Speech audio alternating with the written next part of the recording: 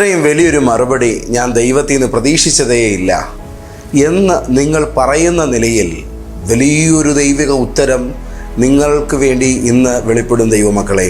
പരിശുദ്ധാത്മാവ് നിങ്ങളോട് വളരെ ആധികാരികമായി പറയാൻ എന്നെ ഏൽപ്പിച്ച ഇന്നത്തെ ഈ ഒരു മനോഹരമായ പ്രവചന ദൂതിലേക്ക് എൻ്റെ എല്ലാ പ്രിയപ്പെട്ട സഹോദരങ്ങളെയും ഏറെ ദൈവകൃപയോടെ ഒരുപാട് സന്തോഷത്തോടെ കർത്താവായ യേശുക്രിസ്തുവിൻ്റെ ശക്തിയും സർവാധികാരവും നിറഞ്ഞ വലിയ നാമത്തിൽ നിറഞ്ഞ സന്തോഷത്തോടെ ഞാൻ സ്വാഗതം ചെയ്യുന്നു. ഇത്രയും വലിയൊരു മറുപടി ഞാൻ ദൈവത്തിൽ നിന്ന് പ്രതീക്ഷിച്ചതേ ഇല്ലായിരുന്നു. അങ്ങനെ നിങ്ങൾ പറയും. കർത്താവിനോട് പറയുന്നു, അത്തരത്തിൽ നിങ്ങളെക്കൊണ്ട് പറയിപ്പിക്കത്തക്ക നിലയിലുള്ള ഉത്തരങ്ങളാണ് ദൈവം നിങ്ങൾക്ക് വേണ്ടി കരുതി വച്ചിരിക്കുന്നത്. തമ്പുരാൻ്റെ കയ്യിലെ ഏറ്റവും വലിയ മറുപടി പ്രാപിപ്പാൻ ഇന്ന് തയ്യാറായിക്കോ. വിശുദ്ധ സങ്കീർത്തന പുസ്തകം 2 സങ്കീർത്തനം 2:8 നാം ഇങ്ങനെ വായിക്കുന്നു, എന്നോട് ചോദിച്ചുകൊള്ളുക, ഞാൻ നിനക്ക് ജാതികളെ അവകാശമായും ഭൂമിയുടെ അറ്റങ്ങളെ കൈവശമായും തരും. എന്നോട് ചോദിച്ചുകൊള്ളുക. ചോദിക്കണമെന്ന് ദൈവവചനം നമ്മളോട് പറയുന്നു. ദൈവത്തോട് ദൈവ പൈതൽ ചോദിക്കേണ്ടതായിട്ടുണ്ട്. ചിലതൊക്കെ ലഭിക്കാത്തതിൻ്റെ കാരണം നാം അപേക്ഷിക്കാത്തതിനാലാണ്. ചിലതൊക്കെ നമുക്ക് ലഭിക്കാത്തതിൻ്റെ കാരണം നാം അപേക്ഷിക്കാത്തതാണ്. ചിലതൊക്കെ നമുക്ക് ലഭിക്കാത്തതിൻ്റെ കാരണം നാം ചോദിക്കാത്തത് തന്നെയാണ്. എന്തിനാ ഇത് 3 തവണ പറഞ്ഞത്? അത്രമേൽ പ്രധാനപ്പെട്ടതാണ് ചോദിക്കുക എന്ന കാര്യം. നിങ്ങൾ ചോദ്യകർത്താവാകുക മാത്രം ചെയ്യുക, ഉത്തരങ്ങൾ തരുന്നത് ദൈവമായിരിക്കും. അപ്പോൾ എന്ത് ചോദിക്കണം? നിങ്ങൾക്ക് എന്ത് മറുപടിയാണോ ദൈവത്തിൽ നിന്നും കിട്ടേണ്ടത് അത് ദൈവത്തോട് ചോദിക്കാൻ വ്യക്തമായി പഠിക്കണം, മനസ്സ് വെക്കണം. ഇന്ന് പകല് ലോകവ്യാപകമായി ദൈവാലോചന കേൾക്കുന്ന എൻ്റെ എല്ലാ പ്രിയപ്പെട്ട സഹോദരങ്ങളോട് ഞാൻ പറയുന്നു, ഇന്നത്തെ നിങ്ങളുടെ ആവശ്യം ദൈവസന്നിധിയിൽ നിങ്ങളൊരു ചോദ്യമായി കൊടുക്കുക. അതിൻ്റെ മേലൊരു ദൈവപ്രവൃത്തി മറുപടിയായി വരുന്നത് നിങ്ങൾ കണ്ടിരിക്കും. മഴയ്ക്ക് വേണ്ടി പ്രാർത്ഥിക്കുന്നവരെ, നിങ്ങൾ വരൾച്ചയുടെ നടുവിലാണോ? നിങ്ങൾക്ക് ദൈവം മഴ എന്ന ഉത്തരം നൽകും. നിങ്ങൾ ദാരിദ്ര്യത്തിലാണോ? ദൈവം സമ്പന്നത എന്ന ഉത്തരം നിങ്ങൾക്ക് നൽകും. Praise the Lord. നിങ്ങൾക്ക് ശരീരത്തിന് മേലൊരു സൗഖ്യം വേണോ? രോഗിയായി നിങ്ങൾ ഒരു ആരോഗ്യത്തിന് വേണ്ടി ദൈവത്തോട് ചോദിക്കുക. നിങ്ങളുടെ സാഹചര്യത്തെ മാറ്റാൻ കഴിയുന്ന ഒരു പ്രത്യേക ഫലം നിങ്ങൾക്ക് ഇന്ന് പകൽ അനിവാര്യമാണോ? ചോദിച്ചുകൊള്ളുക, നൽകപ്പെട്ടിരിക്കും. ദൈവവചനം നമ്മോട് പറയുന്നു, യേശു കർത്താവ് നമ്മോട് പറയുന്നു, യാചിപ്പീൻ എന്നാൽ നിങ്ങൾക്ക് കിട്ടും, അന്വേഷിപ്പീൻ എന്നാൽ നിങ്ങൾ കണ്ടെത്തും, മുട്ടുവീൻ എന്നാൽ നിങ്ങൾക്കായി തുറക്കപ്പെടും. അടുത്ത വാക്കാണ് യാചിക്കുന്ന ഏവനും കിട്ടുന്നു. ഇതിൽ കർത്താവ് ക്രിസ്റ്റി ആദ്യം ചോദിക്കട്ടെ, ഞാൻ അദ്ദേഹത്തിന് നൽകിയ ശേഷം നിങ്ങൾക്ക് നൽകാമെന്ന ഒരു മാനദണ്ഡം വെച്ചിട്ടില്ല. യാചിക്കുന്ന ഏവനും കിട്ടുന്നു, ചോദിക്കുന്നവർക്ക് നൽകുന്ന, അന്വേഷിക്കുന്നവർക്ക് കണ്ടെത്തുമാറാകപ്പെടുന്ന, മുട്ടുന്നവരുടെ മുമ്പിൽ തുറന്നു നൽകുന്ന ഏക സംവിധാനം എൻ്റെ കർത്താവായ യേശുവിൻ്റെ പദ്ധതികളാണ്. നിങ്ങളുടെ ചോദ്യം വലുതോ ചെറുതോ നിസ്സാരമോ ആയിരിക്കും, പക്ഷേ ദൈവത്തിൻ്റെ മറുപടികൾ അത്യുന്നതമായിരിക്കുമെന്ന് പരിശുദ്ധാത്മാവ് പറയുന്നു. നിസ്സാരമായത് ചോദിച്ചാലും ദൈവം നൽകുന്നത് അത്യുന്നതമായിരിക്കും. എന്താ തെളിവ്? ദൈവവചനം നമ്മോട് ഇങ്ങനെ പറയുന്നു, എന്നാൽ നാം ചോദിക്കുന്നതിലും നനയ്ക്കുന്നതിലും അത്യന്തപരമായി ചെയ്യുവാൻ നമ്മിൽ വ്യാപരിക്കുന്ന ശക്തിയാൽ കഴിയും. നമ്മൾ ചോദിക്കുന്നത് നിസ്സാരമായിരിക്കും, പക്ഷേ ഹൃദയത്തിലെ ആഗ്രഹങ്ങളെ അറിയുന്ന ദൈവം തൻ്റെ ഭക്തന്മാർ അത് ചോദിക്കുമ്പോൾ തന്നെ അത്യുന്നതമാം നിലയിൽ അതിന് മറുപടി നൽകുകയാണ്. പ്രവാചക പുസ്തകത്തിൽ നാം കാണുന്നു, അവർ വിളിക്കുന്നതിന് മുമ്പേ ഞാൻ കേൾക്കും, അവർ ചോദിക്കുന്നതിന് മുമ്പേ ഞാൻ ഉത്തരമരുളും. അപ്പോൾ അത്രത്തോളം തിടുക്കത്തിലാണ് കർത്താവ് ആയിരിക്കുന്നത്. അങ്ങനെയെങ്കിൽ മറുപടികൾക്ക് വേണ്ടി ദാഹിച്ച് നടക്കുകയല്ല, ഇന്ന് രാവിലെ ചോദിച്ചു തുടങ്ങുകയാണ് വേണ്ടത്. ചോദിച്ച് മേടിച്ചങ്ങ് കഴിക്കണം. വീട്ടിലെപ്പോഴും അമ്മയൊക്കെ പറയാറുള്ളൊരു കാര്യമാണ്. എൻ്റെ പ്രിയപ്പെട്ട ഭാര്യയും എന്നോട് പറയും, വിശക്കുന്നുണ്ടോ, വല്ലതും ഒന്ന് ചോദിക്കണേ, തിരക്കിനിടയിലൊക്കെ ആണെങ്കിൽ മറന്നുപോകും, ചോദിച്ച് മേടിച്ച് കഴിക്കണം. കുഞ്ഞുങ്ങളോടും നമ്മൾ പറയും. അത് അവരുടെ ആവശ്യം നടപ്പിലാക്കാനുള്ള നമ്മുടെ താല്പര്യത്തെയാണ് കാണിക്കുന്നത്. അല്ലാതെ നീ ചോദിച്ചാലേ നിനക്ക് കിട്ടത്തുള്ളൂ എന്നുള്ള ഒരു അർത്ഥത്തിലല്ല അത് നമ്മൾ അവിടെ മനസ്സിലാക്കുന്നത്. പകരം നിങ്ങൾക്ക് തരുവാൻ ഞാൻ സന്നദ്ധനാണെന്നുള്ളതായ ബോധവൽക്കരണമാണ് ചോദിക്കുക എന്ന ദൈവവചനം നമ്മളോട് ആഹ്വാനം ചെയ്യുമ്പോഴൊക്കെയും നാം മനസ്സിലാക്കുന്നത്. കഴിഞ്ഞ ദിവസം ഒരാളെന്നോട് ചോദിച്ചു, പാസ്റ്റർ, ഈ ചോദിക്കുന്നതിന് മുമ്പ് തമ്പുരാൻ അറിയത്തില്ലേ, പിന്നെ എന്തിനാ ചോദിക്കണമെന്ന് പറയുന്നത്? പൊന്നു സുഹൃത്തെ, നീ ചോദിച്ചാലേ കിട്ടത്തുള്ളൂ എന്നതിനാലല്ല. തരാൻ ഞാൻ അത്രത്തോളം സന്നദ്ധനാണെന്ന് നിന്നെ അറിയിക്കലാണ് ആ പ്രത്യേക ആഹ്വാനത്തിൻ്റെ പുറകിൽ കർത്താവ് ഉദ്ദേശിക്കുന്നത്. ഇന്ന് രാവിലെ നിൻ്റെ ജീവിതത്തിൻ്റെ നിലവാരങ്ങൾ മാറുന്ന വിധത്തിൽ ചോദിക്കുവാൻ വാ തുറക്കുക. നിൻ്റെ ഭാവിയെ മാറ്റിമറിക്കുന്ന നിലയിൽ ദൈവത്തോട് ചോദിക്കുവാൻ ദൈവ പൈതലെ നീ ഒന്ന് വാ തുറന്നാട്ടെ. ഇന്നത്തെ നിൻ്റെ ദിവസത്തിലെ ഏറ്റവും പ്രധാനപ്പെട്ട സംഭാഷണം കർത്താവായ യേശുവിനോടായിരിക്കട്ടെ. ദൈവസന്നിധിയിൽ ഇന്ന് പകൽ ചോദിക്കുക, നിങ്ങൾക്കുത്തരം ലഭിക്കുക തന്നെ ചെയ്യും. പ്രാർത്ഥനകൾക്ക് ഉത്തരമുണ്ട്. ശ്രദ്ധയോടെ പ്രാർത്ഥിക്കുന്ന നീതിമാന്റെ പ്രാർത്ഥനകൾ വളരെ വേഗം ഫലിക്കും. അതിവേഗം ദൈവപ്രവൃത്തികൾ നിങ്ങളുടെ മേൽ നടക്കാൻ പോവുകയാണ്. ജീസസ് മഹത്വം വെളിപ്പെടുന്ന നിലയിലാണ് ദൈവം തൻ്റെ മറുപടികളെ നൽകുന്നത്. കേവലം എന്തെങ്കിലും നൽകി നമ്മളെ തൃപ്തിപ്പെടുത്തുകയല്ല കർത്താവിൻ്റെ ഒരു സിസ്റ്റം എന്ന് പറയുന്നത്. കഴിഞ്ഞ ദിവസം കൊച്ച് എന്നോട് പറഞ്ഞു, നമുക്ക് ആ സാധനം മേടിച്ച് കഴിക്കാമെന്ന് പറഞ്ഞു. കുട്ടിക്ക് ഇഷ്ടപ്പെട്ടൊരു പലഹാരമാണ്. ആ പലഹാരം വിൽക്കുന്ന ഒരു ജനം കൂടി നിൽക്കുന്ന ഒരു നാട്ടിൻപുറത്തെ കട ഞാൻ കണ്ടു.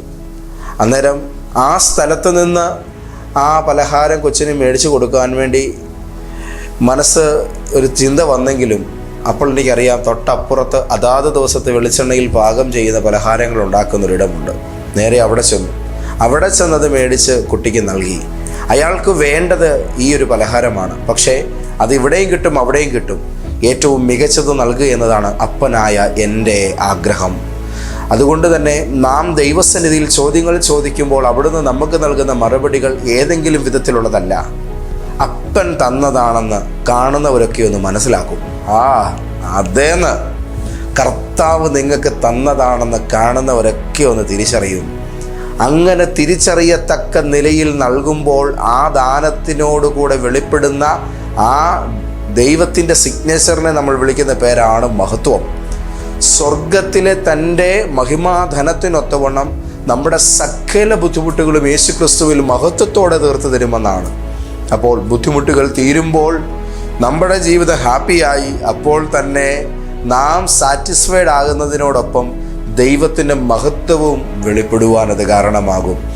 നാം ചോദിക്കുമ്പോൾ ദൈവത്തിൻ്റെ മറുപടികൾ കേവലം എന്തെങ്കിലും നൽകി തൃപ്തിപ്പെടുത്തലല്ല, മഹത്വം വെളിപ്പെടുമാർ അവിടുന്ന് അത് ഉത്തരമാക്കി നൽകും. അപ്പോൾ ചോദിക്കാൻ തയ്യാറാണോ ഇന്ന് രാവിലെ? ദൈവത്തിൻ്റെ വചനം നമ്മളോട് പറയുന്നു, ചോദിക്കുക, ചോദിക്കുന്നവന് കിട്ടും. ജീസസ് കുറേ നാളുകൾക്ക് മുൻപ് പ്രാർത്ഥിക്കാനായി ദൈവസന്നിധിയിലിരിക്കുന്ന സമയത്ത് എൻ്റെ മനസ്സിലൊരു ചിന്ത ഉയർന്നു വന്നു. ദൈവത്തെ കൊണ്ട് പ്രവർത്തിപ്പിക്കാൻ കഴിയുന്ന നിലയിലൊന്ന് ചോദിക്കണം. അതെങ്ങനെ ദൈവത്തെ കൊണ്ട് പ്രവർത്തിപ്പിക്കാൻ കഴിയുന്ന നിലയിൽ ചോദിക്കുന്നത്? എനിക്കൊരു ദൈവപ്രവൃത്തി വേണം, എനിക്കൊരു അത്ഭുതം വേണം. എന്നാൽ അത് വളരെ ആത്യന്തികമായി പെട്ടെന്ന് കിട്ടേണ്ടതായൊരു മറുപടിയുമാണ് താനും. അത് വളരെ ഫാസ്റ്റായിട്ട് കിട്ടേണ്ടതായിട്ടുണ്ട്. കർത്താവേ, എനിക്കൊരു നാഴിക മുമ്പേ ഇതിന് ഉത്തരം വേണം, എനിക്കൊത്തിരി സമയം ഇതിനു മുമ്പിൽ വെയിറ്റ് ചെയ്യാനില്ല. ആ സമയത്ത് ഞാൻ എൻ്റെ മുമ്പിലിരുന്നൊരു ബുക്കെടുത്ത് വായിക്കുമ്പോൾ ആ ബുക്കിനകത്ത് എഴുതിയിരിക്കുന്ന ഒരു വാക്ക് എന്നെ പ്രത്യേകമായി ആ സമയം അങ്ങ് തൊടുകയാണ്. ഒരു വാക്കിൽ വളരെ വിശ്വാസത്തോടെ നിൻ്റെ കാര്യം ദൈവത്തോട് ചോദിച്ച് കർത്താവിനെ ഏൽപ്പിച്ചിട്ട് ധൈര്യത്തോടെ കൈയും വീശി നിൻ്റെ വഴിക്ക് പൊക്കൂ, അവൻ ആ കാര്യം നോക്കിക്കൊള്ളും.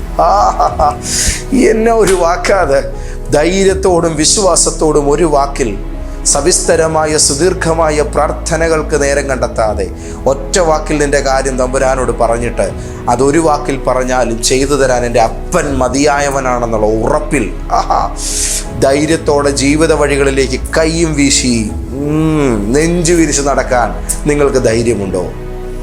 ഏറെ മണിക്കൂറുകൾ നീണ്ടു നിൽക്കുന്ന പ്രാർത്ഥനകളെ ഞാൻ വിലക്കുകയല്ല, എതിർക്കുകയല്ല. അത് അനിവാര്യമാണ്. പ്രാർത്ഥനാ ജീവിതം നമുക്ക് വേണം.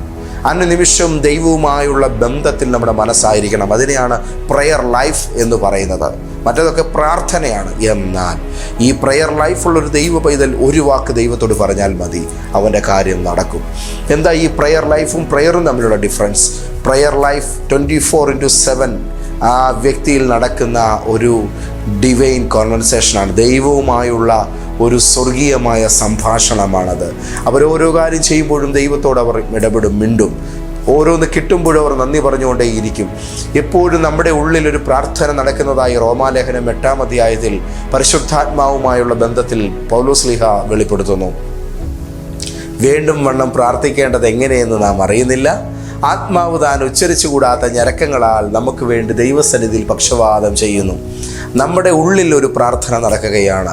ആ പ്രാർത്ഥന പോരാളിയായ ദൈവത്തിൻ്റെ ആത്മാവോടുകൂടെ നാം മനസ്സൊരുക്കത്തോടുകൂടെ ജോയിൻ ചെയ്യുമ്പോൾ, പരിശുദ്ധാത്മാവേ വാ നമുക്ക് അല്പനേരം പ്രാർത്ഥിക്കാമെന്നുള്ള ഒരു ആത്മബന്ധത്തിൽ ആത്മനിറവിൽ ഒരു ദൈവ പൈതൽ പ്രാർത്ഥിക്കുമ്പോൾ ആ പ്രാർത്ഥന ഭൗതികമായ വാക്കുകൾ കൊണ്ട് ഉച്ചരിക്കപ്പെടുന്ന ഏത് പ്രാർത്ഥനയേക്കാളും, ഇനിയും മലയാള ഭാഷയിലാണ് പ്രാർത്ഥിക്കുന്നതെങ്കിൽ പോലും ആത്മനിറവിൽ ആ പ്രാർത്ഥന സ്വർഗത്തിലേക്ക് കയറി ചെല്ലുമ്പോൾ അത് മഹത്വപൂർണമായൊരു മറുപടിയെ ഭൂമിയിലേക്ക് അതിവേഗം എത്തിക്കുന്നതിൽ നിങ്ങളെ സഹായിക്കും.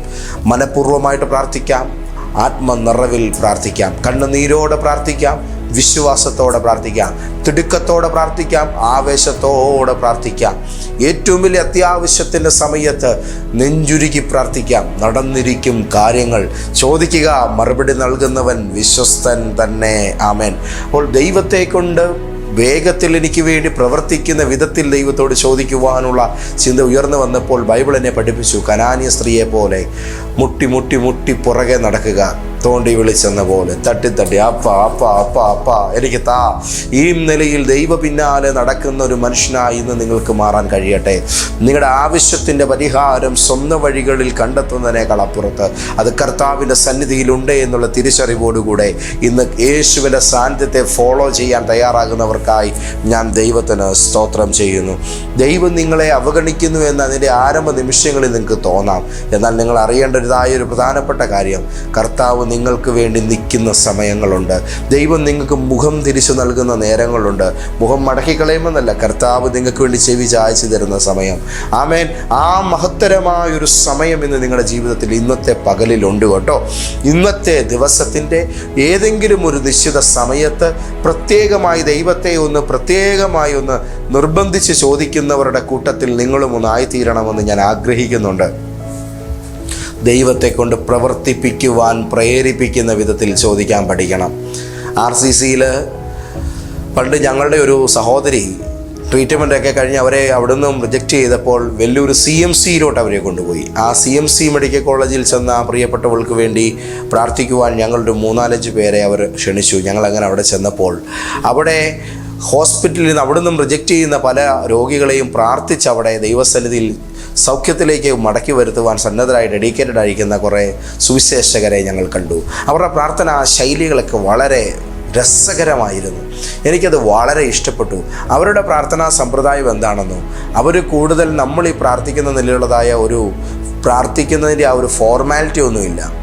അവർ ആ വിഷയത്തിൻ്റെ മേൽ ആ രോഗിയുടെ അടുക്കിലേക്ക് വന്നിട്ട് അവർ പരസ്പരം പറയും, ദൈവത്തിന് ഇതുപോലും വലിയ വിഷയമാണോ, ഇപ്പോൾ ഈ രോഗി സൗഖ്യമാകും, നോക്കൂ, നമ്മളെ സൗഖ്യമാക്കിയ കർത്താവ് ഇപ്പോൾ ഈ വ്യക്തിയെ എഴുന്നേൽപ്പിക്കും. ഈ നിലയിൽ അവർ പരസ്പരം വിശ്വാസം പറഞ്ഞുകൊണ്ട് അസാധാരണമാം വിധം ദൈവത്തെ കൊണ്ട് പ്രവർത്തിക്കാൻ പ്രേരിപ്പിക്കുന്ന നിലയിൽ, ദൈവത്തിന് ആ വിഷയത്തിലൊന്ന് പ്രവർത്തിക്കാൻ തോന്നും, ആ നിലയിൽ അവരുടെ വാക്കുകളെ അവർ ക്രമീകരിക്കുകയാണ്. ചോദിക്കുക, നീ ചോദിക്കുമ്പോൾ മറുപടി ലഭിക്കും, അത് ഉറപ്പാണ്. പക്ഷേ നിനക്ക് വേണ്ടി വേഗത്തിൽ മറുപടി ലഭിക്കുവാൻ തക്കവണ്ണം നിൻ്റെ വാക്കുകളെ ദൈവത്തെ കൊണ്ട് പ്രവർത്തിക്കാൻ ഒരു പ്രേരണ കർത്താവിന് നൽകുന്ന നിലയിലൂടെ ചോദിക്കാൻ തയ്യാറാവുക. അതുകൊണ്ടാണ് യേശു പറഞ്ഞത്, നിങ്ങൾ യാചിക്കുമ്പോഴൊക്കെയും നിങ്ങൾ യാചിക്കുന്ന കാര്യങ്ങൾ നിങ്ങൾക്ക് ലഭിച്ചു എന്ന് ഉറപ്പായി വിശ്വസിപ്പീൻ, എന്നാൽ നിങ്ങൾക്കത് കിട്ടും. ഒരു വീടിന് വേണ്ടിയാണോ ഇന്ന് രാവിലെ നിങ്ങൾ ദൈവസന്നിധിയിൽ ഇരിക്കുന്നത്? നിങ്ങളുടെ മുടങ്ങിക്കിടക്കുന്ന ഫിനാൻഷ്യൽ മേഖലയുടെ ഡെലിവറൻസിന് വേണ്ടിയാണോ?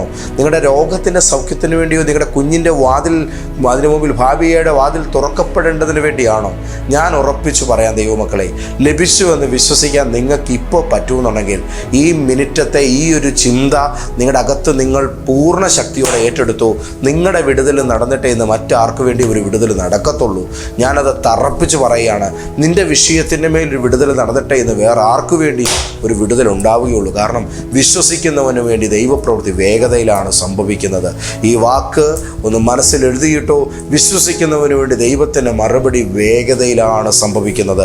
2 കൈകളും ഉയർത്തി അപ്പനൊരു സ്തോത്രം പറഞ്ഞേ, ഹല്ലേലൂയ. ചോദിക്കുക. ഞാനൊരു ചിന്ത പറയാം.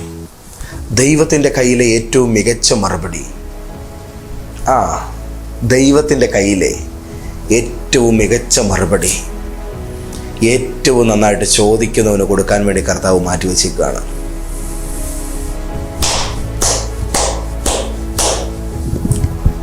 ഹല്ലേലൂയ. ദൈവത്തിൻ്റെ കയ്യിലെ ഏറ്റവും നല്ല മറുപടി ഏറ്റവും നന്നായിട്ട് ചോദിക്കുന്നവന് കൊടുക്കാൻ വേണ്ടി ദൈവം മാറ്റിവെച്ചേക്കുകയാണ്. ദാറ്റ് മീൻസ് ഏറ്റവും നല്ല ചോദ്യകർത്താവുക. ഏറ്റവും മികച്ച ഉത്തരം നിങ്ങൾക്ക് വേണ്ടി ലഭ്യമാക്കപ്പെടും. ഏറ്റവും നല്ല ഉത്തരം, ഏറ്റവും നല്ല ചോദ്യം ചോദിക്കുന്നതിന് വേണ്ടി ദൈവം മാറ്റിവെച്ചേക്കുന്നു. ജീസസ് മികച്ച നിലവാരത്തിൽ തന്നെ ചോദിക്കുക. ഞാനിന്ന് ചോദിക്കും, ഉറപ്പായ കാര്യമാണ്. ഈ പ്രാർത്ഥനയുടെ നടുവിൽ ഈ ശുശ്രൂഷ ദൈവാത്മാവ് എന്നോട് പ്രവചിച്ചു പറയുന്നു, ഏറ്റവും നന്നായിട്ട് ചോദിക്കാൻ. ആമേൻ. ഞാനിന്ന് തയ്യാറാകുകയാണ്. സംഘത്തിന് 2:8 എന്നോട് ചോദിച്ചുകൊള്ളുക. ഇത്രയും വലിയൊരു മറുപടി പ്രതീക്ഷിച്ചുകൊണ്ടാണ് ചോദിക്കാൻ. എന്താ മറുപടി? ഞാൻ നിനക്ക് ജാതികളെ അവകാശമായും ഭൂമിയുടെ അറ്റങ്ങളെ കൈവശമായും തരും. മോനെ, ഒരു രാജാവ് എങ്ങനാണോ തൻ്റെ ജനതകളെ ഭരിക്കുന്നത്, അതുപോലെ ജാതികൾക്ക് മേൽ മേധാവിത്വം കൈയാളാൻ താല്പര്യപ്പെടുന്ന, രാജാവാകാൻ കൊതിക്കുന്ന ഒരുത്തനെ പോലെ നീ എന്നോട് ചോദിക്കണം. Glory to Jesus. ശമനജലരകൾ ഘനാഥന. ഈ വചനത്തിൻ്റെ മർമ്മം മനസ്സിലായോ? ചോദിക്കുക, ഞാൻ തരും. എന്ത് തരും? ഉത്തരം പറഞ്ഞിട്ട് പറയുന്നു അത് ചോദിക്കാൻ. ഉത്തരം വെളിപ്പെടുത്തി കാണിച്ചിട്ടാണ് പറയുന്നത് ചോദിക്കാൻ. എന്നോട് ചോദിച്ചു കൊള്ളുക. ചോദിച്ചാൽ ഞാൻ എന്ത് തരും? ജാതികളെ അവകാശമായി തരും. ഇന്ന് ഏത് അവകാശവും നിനക്ക് പ്രാപിക്കാം. അത് ആത്മീകമായിക്കൊള്ളട്ടെ, ഭൗതികമായിക്കൊള്ളട്ടെ. എന്തും കരഗതമാക്കാനുള്ള ഒരു വരം തമ്പുരാൻ ഇന്ന് നിനക്ക് വേണ്ടി ദാനം ചെയ്യുകയാണ്. ജാതികളെ അവകാശമാക്കുന്ന ഒരു രാജാവിനെ പോലെ നീ ചോദിക്കണം. ആരാ ജാതികളെ ഭരിക്കുന്നത്? രാജാക്കന്മാരാണ്. എന്താ നീ ചോദിക്കേണ്ടത്? എടാ കുഞ്ഞെ, മിനിമം ഒരു രാജാവാകാൻ പാകത്തിലേലും നിന്റെ ചോദ്യം ഇന്ന് ദൈവസന്നിധി ചെല്ലണം.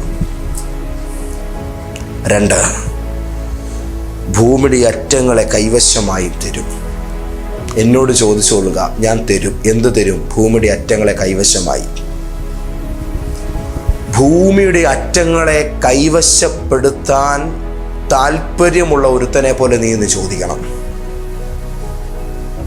ഇത് ഇച്ചിരി മിഴി തുറന്നും ചെവി തുറന്നും കേൾക്കേണ്ട ഒരു ദൂതാ.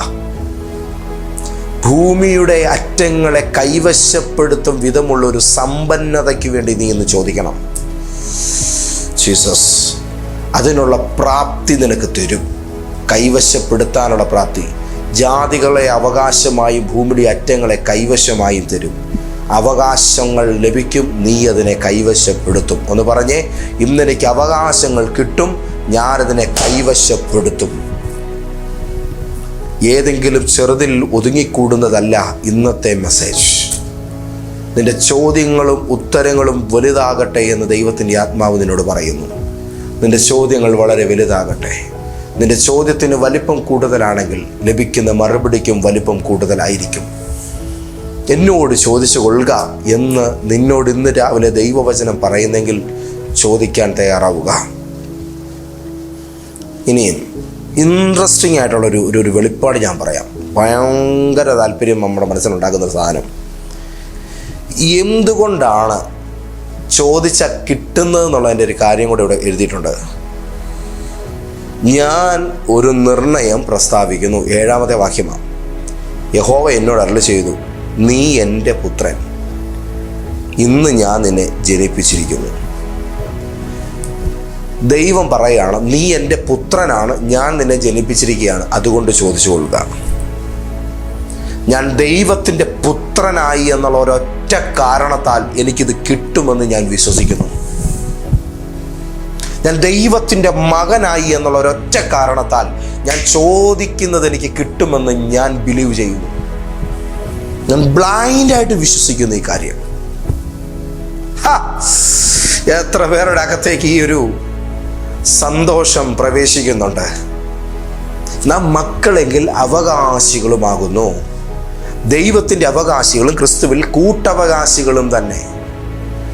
ഞാൻ നിന്നെ ജനിപ്പിച്ചു, നീ എൻ്റെ പുത്രനായി എന്നതിൻ്റെ തെളിവെന്ന പോലെയാണ് ഈ ഒരു വചനം എൻ്റെ കൺമുമ്പിൽ എഴുന്നേറ്റ് നിൽക്കുന്നത്. നീ ദൈവത്തിൻ്റെ പുത്രനായതുകൊണ്ട് മാത്രം നീ ചോദിച്ചാൽ നിനക്കിത് കിട്ടും. നീ എൻ്റെ പുത്രനായതുകൊണ്ടും ഞാൻ നിന്നെ ജനിപ്പിച്ചതുകൊണ്ടും നീ എൻ്റെ മകനായതുകൊണ്ട് അല്ലെങ്കിൽ നീ എൻ്റെ മകളായതുകൊണ്ട് എന്നോട് ചോദിക്കുക, ഞാൻ നിനക്കിത് തരും. എന്നോട് ചോദിക്കുക, ആരാ ഞാൻ? ഞാൻ നിൻ്റെ അപ്പനാ. ഞാൻ നിന്നെ പുത്രനായിട്ടാണ് ജനിപ്പിച്ചിരിക്കുന്നതെങ്കിൽ ഞാൻ നിൻ്റെ അപ്പനാ.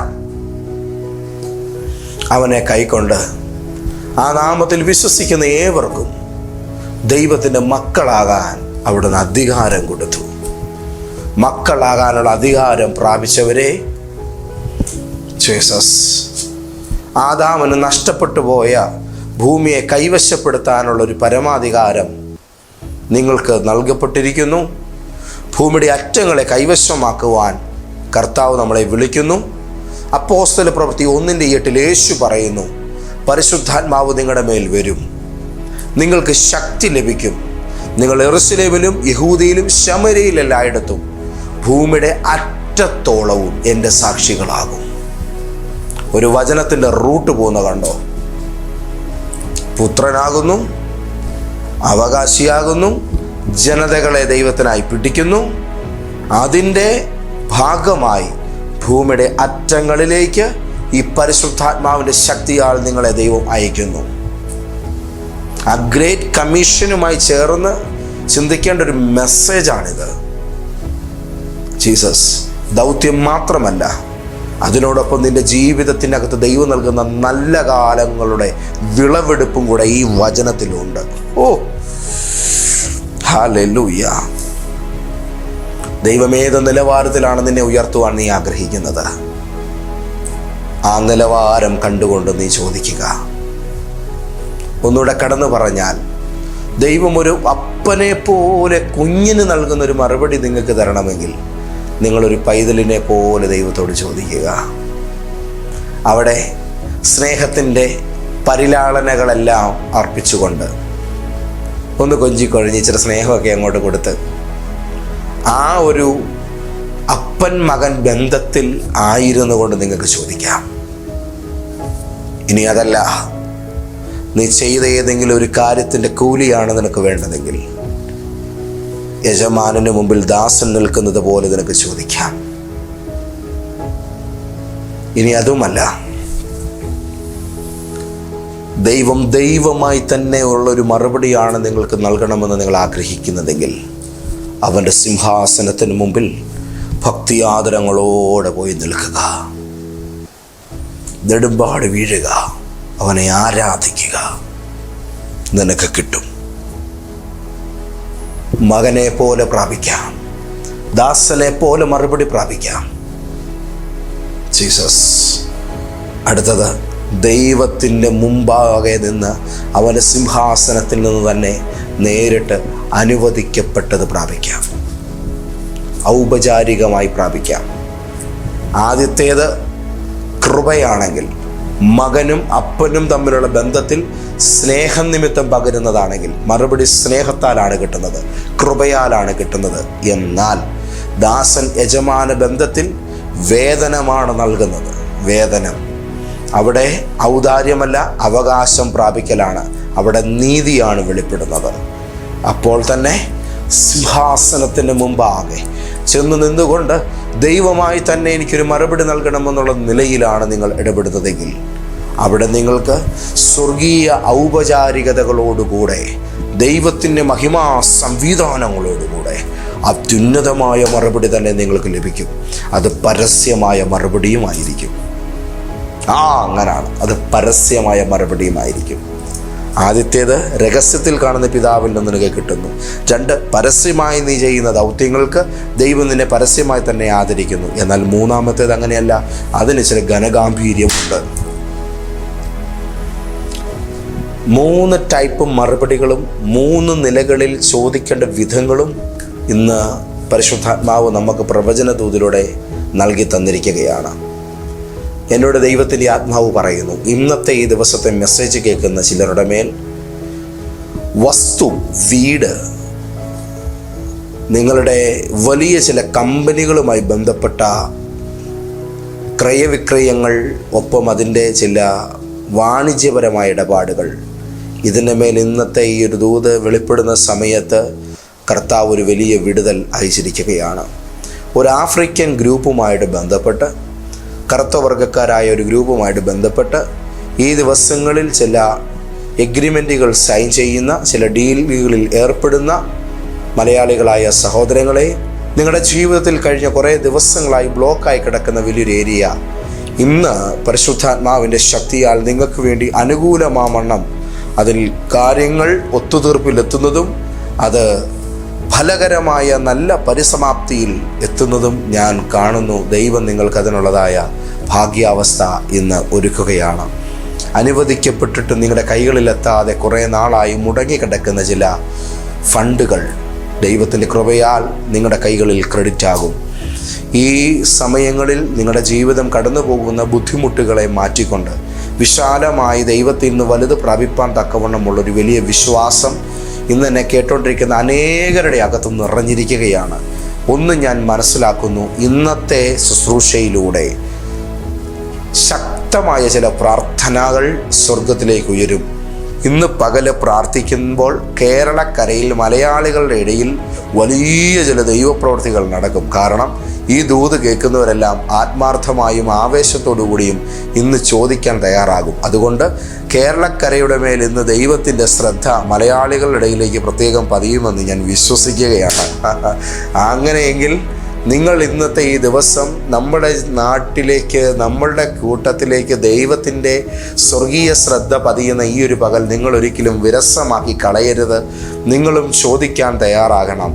സ്വർഗീയമായ ശ്രദ്ധയെ ഭൂമിയുടെ മണ്ഡലങ്ങളിലേക്ക് ദേശങ്ങൾ ഒന്നു ചേർന്ന് പ്രാർത്ഥിക്കുമ്പോൾ ക്ഷണിക്കാൻ കഴിയും. അതുകൊണ്ടാണ് ഒരു നാടൊന്നടങ്കം പ്രാർത്ഥിക്കുമ്പോൾ ദൈവിക മറുപടികൾ പെട്ടെന്ന് തന്നെ ഉണ്ടാകുന്നത്. ഒരു ദേശത്തുള്ള സഭകൾ ഒന്നിച്ച് ഐക്യതയിലേക്ക് കൂടുമ്പോൾ വലിയ ദൈവിക വിടുതലുകൾ സംഭവിക്കുന്നത്. സോ കർത്താവിൻ്റെ ശ്രദ്ധ ഇന്ന് നമ്മുടെ മേലുണ്ട്, നമ്മുടെ നാടിൻ്റെ മേലുണ്ട്. പ്രിയപ്പെട്ട സഹോദരങ്ങളെ, നമുക്ക് ഒരുമിച്ച് ഇന്ന് പ്രാർത്ഥിക്കാം. നിങ്ങൾ ഇന്ന് മികച്ച ചോദ്യങ്ങൾ ദൈവസന്നിധിയിൽ ചോദിക്കുവാൻ തയ്യാറാവുക. ഇത്രയും വലിയൊരു മറുപടി ഞാൻ പ്രതീക്ഷിച്ചിരുന്നില്ല എന്ന് നിങ്ങൾ പറയത്തക്ക നിലയിൽ ദൈവികമായ ഉത്തരങ്ങൾ നിങ്ങളുടെ കണ്ണുകളെ പ്രകാശിപ്പിക്കുകയും നിങ്ങളുടെ ഹൃദയങ്ങളിൽ സന്തോഷത്തിൻ്റെ വിശാല അനുഭവങ്ങളെ പകരുകയും ചെയ്യും. പ്രാർത്ഥിക്കാന്നേ. ബാ പ്രിയ കർത്താവേ, ഒത്തിരി സന്തോഷത്തോടെ അങ്ങയുടെ പൊന്നുമക്കളെ പ്രാർത്ഥിച്ച് അനുഗ്രഹിക്കുന്നു. നിന്റെ മക്കളെ നീ ഉയർത്തണമേ, സന്തോഷങ്ങളാൽ ഇവരെ മൂടണമേ. ഇന്നത്തെ ചോദ്യങ്ങൾക്ക് ദൈവം നൽകുന്ന വലിയ ഉത്തരങ്ങൾ അത് അനേക ഹൃദയങ്ങളെ സന്തോഷിപ്പിക്കുന്നതിനായിട്ട് സ്തോത്രം. കർത്താവ്, ഇപ്പോൾ ഈ ശുശ്രൂഷ കണ്ടുകൊണ്ട് പുറം പൊട്ടിപ്പിളർക്കുന്ന വേദനയാൽ ഈ സമയം ഈ ശുശ്രൂഷ കണ്ടുകൊണ്ടിരിക്കുന്ന ശരീരത്തിൻ്റെ മേൽ സൗഖ്യം നടക്കുന്നു. രണ്ടാമതായി ദൈവത്തിൻ്റെ ആത്മാവിനോട് പറഞ്ഞു, സ്കിൻ റിലേറ്റഡ് ആയിട്ട് സോറിയാസിസ് പോലെയൊക്കെയുള്ള രോഗങ്ങളാൽ ബാധിക്കപ്പെടുന്നവരുടെ ശരീരങ്ങളിൽ ഇന്നൊരു വലിയ രോഗശാന്തി നടക്കുകയാണ്. നിങ്ങളുടെ ശരീരത്തിലെ കഠിനമായ ചൊറിച്ചിലുകൾ പരിശുദ്ധാത്മാവ് ഇന്ന് അതിനെ എടുത്തു മാറ്റുന്നു. ഒരു വലിയ വിടുതൽ നിങ്ങളുടെ മേൽ നടക്കുകയാണ്. ഇന്നത്തെ പകൽ നിന്റെ ജന്മത്തെ തന്നെ ദൈവം മാറ്റിമറിക്കുന്ന സന്തോഷം നീ അനുഭവിക്കും. കർത്താവിൻ്റെ കരം നിനക്ക് വേണ്ടി ഇറങ്ങുന്നു. ദൈവ പൈതലേ, നിന്റെ ജീവിതത്തിൻ്റെ മേൽ ശത്രുവിൻ്റെ വിധിയെഴുത്തുകളെ ദൈവം മാറ്റിക്കൊണ്ട് സന്തോഷത്തിൻ്റെ നിറവ് പകർന്ന് നിന്നെ മാനിക്കുന്ന സമയമാണ്. എല്ലാ അനർത്ഥങ്ങളെയും ഞാൻ ശാസിക്കുന്നു. എല്ലാ ഭീരുത്വങ്ങളെയും യേശുവിൻ നാമത്തിൽ ഇവരുടെ ജീവിതത്തിൽ നിന്നും മാറ്റുന്നു. പരിശുദ്ധാത്മാവിൻ്റെ പരിശുദ്ധ ശക്തിയാലും ദൈവത്തിൻ്റെ വിശുദ്ധ പ്രകാശത്താലും ഇവരുടെ ഭവനങ്ങൾ ശോഭിതമാകട്ടെ എന്ന് യേശുവിൻ നാമത്തിൽ കൽപ്പിച്ചു പ്രാർത്ഥിക്കുന്നു. കൃപ കൃപ കൃപ കൃപ മഹത്വം മുഴുവനും അങ്ങേക്കപ്പ, യേശുവിൻ നാമത്തിൽ തന്നെ. ആമേൻ ആമേൻ ആമേൻ. സ്നേഹം നിറഞ്ഞവരെ, ഇന്ന് പകൽ കർത്താവ് നിങ്ങളെ സമൃദ്ധമായി അനുഗ്രഹിക്കട്ടെ. ഈ വരുന്ന ശനിയാഴ്ച, അതായത് ഫെബ്രുവരി മാസം 17-ാം തീയതി തിരുവനന്തപുരത്തെ ജഗതി എന്ന സ്ഥലത്തുള്ള കല്ലേറ്റുമുക്ക് ജംഗ്ഷനിലുള്ള മുത്തൂറ്റ് ബാങ്കിൻ്റെ മുകളിലുള്ള ബിൽഡിങ്ങിൽ നമ്മുടെ ആത്മീക ശുശ്രൂഷ നടക്കുകയാണ്. ഈ ശനിയാഴ്ച തിരുവനന്തപുരം ജഗതി കല്ലേറ്റുമുക്ക് ജംഗ്ഷനിലുള്ള മുത്തൂറ്റ് ബാങ്കിനോട് ചേർന്നുള്ള ബിൽഡിങ്ങിലാണ് നമ്മുടെ ആത്മീക ശുശ്രൂഷ നടക്കുന്നത്. നിങ്ങളെ രാവിലെ 10 മണി മുതൽ ഉച്ചയ്ക്ക് 1 മണി വരെ നടക്കുന്ന ഈ ഒരു ആത്മീക ശുശ്രൂഷയിലേക്ക് സന്തോഷപൂർവ്വം ഞാൻ വന്ദനം ചെയ്യുന്നു. നിങ്ങൾ വരിക. തിരുവനന്തപുരം നഗരത്തിൽ നിന്നും അതിൻ്റെ പരിസര പ്രദേശങ്ങളിൽ നിന്നും ഏറെ നാളുകളായി കോട്ടയത്തെ ആരാധനയിൽ നിരന്തരമായി വന്ന് പങ്കുചേരുന്ന ഒരുപാട് പ്രിയപ്പെട്ടവരുണ്ട്. എൻ്റെ ആത്മീക ശുശ്രൂഷാ ജീവിതത്തിൽ എന്നെ ഏറ്റവും കൂടുതൽ കൈത്താങ്ങിയിട്ടുള്ള ഒരു സമൂഹമാണ് തിരുവനന്തപുരത്തെ നല്ലവരായ നാട്ടുകാർ, അവിടുത്തെ സ്നേഹനിധികളായ തദ്ദേശവാസികൾ. ദൈവം നമ്മുടെ ജീവിതത്തിൽ ശുശ്രൂഷയുടെ ഒരു വിശാലത ഒരുക്കുമ്പോൾ നിങ്ങളെ കാണണം, നിങ്ങളുടെ നാട്ടിലൊരു ശുശ്രൂഷ നിങ്ങൾക്കായി ഒരുക്കണമെന്നുള്ളത് എൻ്റെ വലിയൊരു സ്വപ്നമാണ്. അതിൻ്റെയും കൂടെ ഒരു ഭാഗമായിട്ടാണ് തിരുവനന്തപുരത്തിന് വേണ്ടി പ്രാർത്ഥിക്കാൻ ഒത്തുചേരുന്നത്. പ്രസ്തുത കൂട്ടായ്മയിലേക്ക് നിങ്ങളെ സന്തോഷപൂർവ്വം ഞാൻ സ്വാഗതം ചെയ്യുന്നു. രാവിലെ മുതൽ ഉച്ചവരെ നടക്കുന്ന ആ ഒരു മീറ്റിങ്ങിന് ശേഷം നിങ്ങളെ ഓരോരുത്തരെയും വ്യക്തിപരമായി കാണുവാനും നിങ്ങൾക്ക് വേണ്ടി പ്രാർത്ഥിക്കുവാനും ഞാനവിടെ സമയമെടുക്കും. അവസാനത്തെ ആൾക്ക് വേണ്ടിയും കൂടെ നന്നായിട്ട് പ്രാർത്ഥിച്ചിട്ടേ തിരിച്ചു പോരത്തുള്ളൂ. നിങ്ങൾ വളരെ സന്തോഷത്തോടുകൂടി വരിക. എല്ലാ ഞായറാഴ്ചയും രാവിലെ 9 മണി മുതൽ ഉച്ചയ്ക്ക് 1 മണി വരെയുള്ള സമയത്തിനിടയ്ക്ക് നമ്മുടെ ആത്മീക ആരാധന കോട്ടയം IMA ഹാളിൽ, ഇന്ത്യൻ മെഡിക്കൽ അസോസിയേഷൻ ഹാളിൽ നടക്കുന്നു. ആ വിശുദ്ധ സഭായോഗത്തിലേക്ക് നിങ്ങളെ സന്തോഷത്തോടെ ക്ഷണിക്കുന്നു. പെരുമ്പാവൂരിലുള്ളതായ ദൈവജനങ്ങളുടെ പ്രത്യേക ശ്രദ്ധയ്ക്ക് നമ്മുടെ ആത്മീക ശുശ്രൂഷ ഉടൻ തന്നെ നിങ്ങളുടെ നാട്ടിലേക്ക് വരികയാണ്. കേരളത്തിൻ്റെ പലയിടങ്ങളിൽ ദൈവിക പ്രവൃത്തികൾ ഇനിയും വെളിപ്പെടുവാൻ പോകുന്നു. നിങ്ങളുടെ നാട് കർത്താവിൻ്റെ നാമത്തിൻ്റെ മഹിമയ്ക്കായി ഈ ദിനങ്ങളിൽ ഒരുങ്ങപ്പെടട്ടെ എന്ന് ഞാൻ പ്രാർത്ഥിക്കുന്നു. സ്നേഹം നിറഞ്ഞവരെ, ഇന്നത്തെ ശുശ്രൂഷ നിങ്ങളുടെ ജീവിതത്തിൽ ഒരു വലിയ ചലനമാണ്. പരിശുദ്ധാത്മാവിൻ്റെ ആഴമേറിയ ഇടപെടലാണ് സൃഷ്ടിച്ചതെന്ന് ഞാൻ ശക്തമായി തിരിച്ചറിയുന്നു. മറ്റുള്ളവർക്ക് ഇത് ഷെയർ ചെയ്യാനും ലൈക്ക് ചെയ്യാനും ഒന്നും മറക്കരുത്. നാളത്തെ ആത്മീക ശുശ്രൂഷയുമായി നമുക്ക് ഒത്തുചേരാം. അതുവരെ കർത്താവ് യേശുവിൻ്റെ സ്നേഹത്തിൻ്റെ തണലിൽ നമുക്ക് ഒരുമിച്ചായിരിക്കാം. God bless you. ആമേൻ.